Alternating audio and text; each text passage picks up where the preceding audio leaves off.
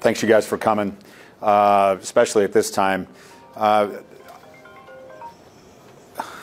That's right, he owes me coffee now for that. So thanks for coming. There's not going to be a lot of detailed information about this because we're really early in the investigation. The one thing I do want to lead off with is that there's no ongoing threat to the community at this point. So I think it's important for our community to hear that anytime we have an officer-involved shooting, they certainly want to make sure the officer's safe. I appreciate that about our community, but the next very close question they have is there any other safety concerns for the community? And right now there's no ongoing safety concerns to the rest of the community, so that's good. What I can share with you, though, is that we were involved in an operation today in an attempt to apprehend a federal fugitive out of Washington State on some fairly serious charges. I'm not going to share what those charges are, but some fairly serious charges. And we were able to ascertain the location of the individual and conduct surveillance for a period of time. At one point, that individual left a location up in the West 11th area and traveled by car. We do not know, I do not know at this point whether he was a driver or a passenger. We just know that he got from point A to point B and ended up being dropped off in the area of Moon Mountain Road in Glenwood. It's that area kind of south of town, close to the I-5 interchange, and got out on foot. Luckily, our surveillance team, to include our drone team, had been watching from the air, was able to see that he had got out of the car.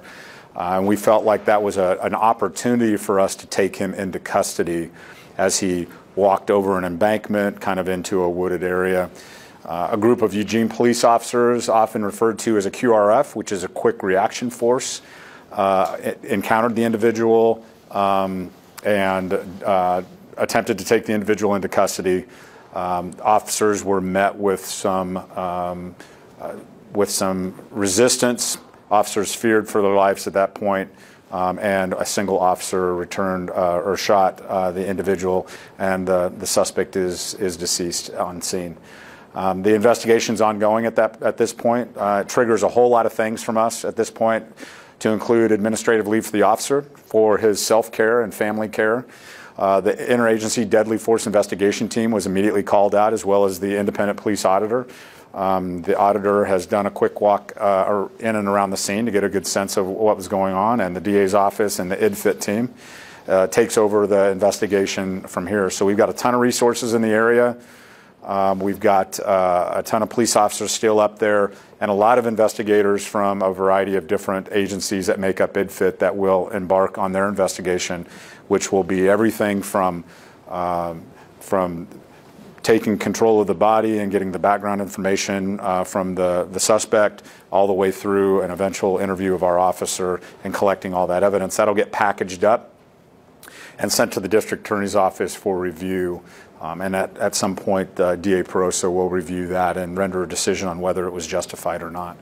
So no officers hurt in this particular operation, which is a good news. But like in any operation, anytime we take life, we don't take that lightly. We know that this is a tough part of the job that sometimes we're asked to do. And it is life-altering for a variety of people, to include families that are maybe close to the suspects. So we don't take that lightly, but we did not have any officers injured in this operation. So at this point, I'll take a few questions from you guys, and like I said, I'm not going to be able to get into the details because we do have a partner agency that we're working with. This is their investigation.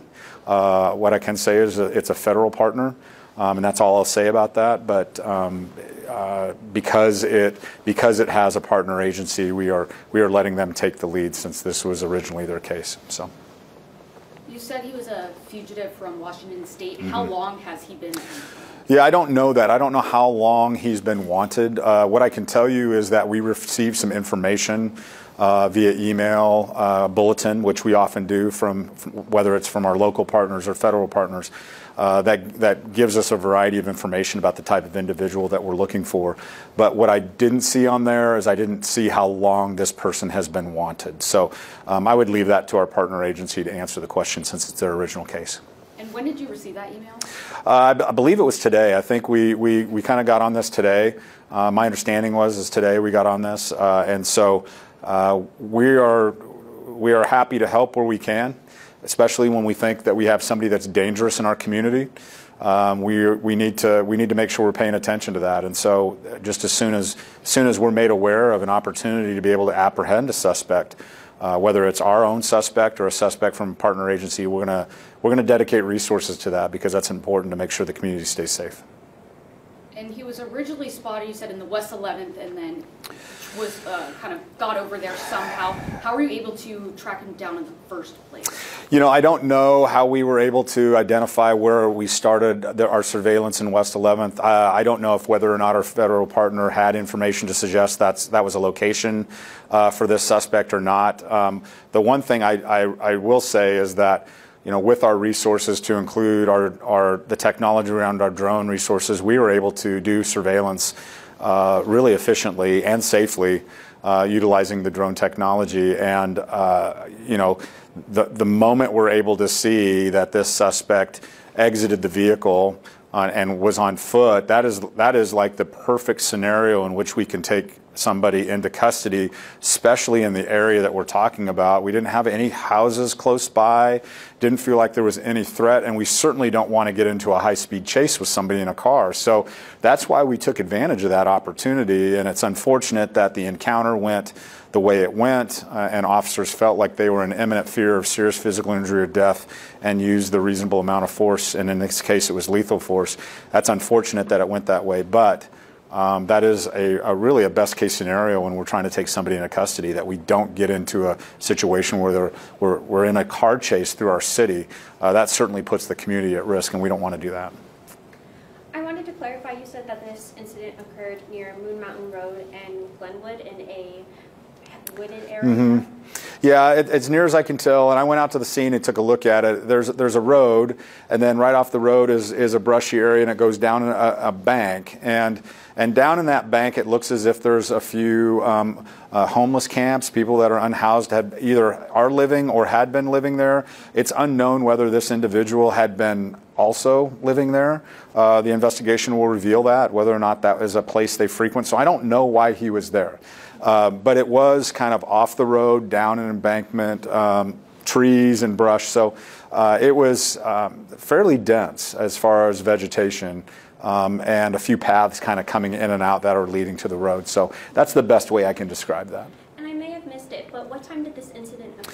Yeah, you didn't miss it. I probably didn't say that. You know, I got notified at around 3:15, 3:20. The incident had just occurred. So it's in and around kind of 3 o'clock this afternoon is when the shots were fired, and I was made aware of this. Thank you. You said that an officer fired. Do you know, was he armed, the suspect? Did he shoot first? Yeah, we don't know.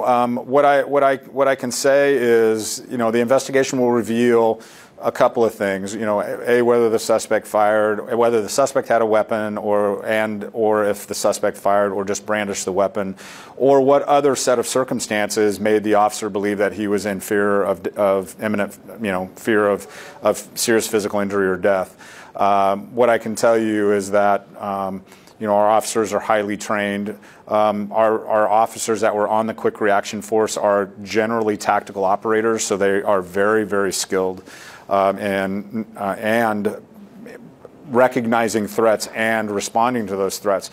So the investigation will be ongoing, and we'll figure out all the details around that. But the early information suggests that the officer felt like his life was in danger. To clarify, there was no injuries to any officers?